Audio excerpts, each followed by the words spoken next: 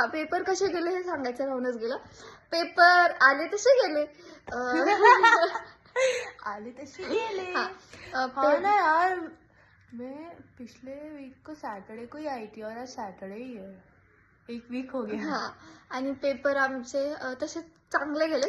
काही विषय घटिया गेलेत. आता एक जो पेपर आहे तो सगळ्यात घटिया जाणार आहे माझा.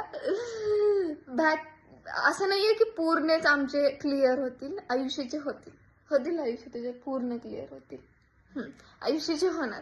आणि माझं सांगायचं गेलं तर होणार, तुझं पण होणार.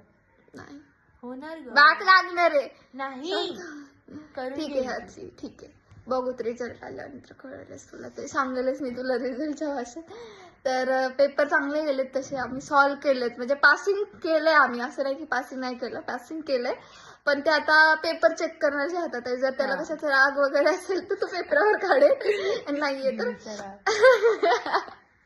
जर आमचा एखादा विषय गेला तर असं समजायचं की त्यांनी कुणाचा तरी राग काढलाय.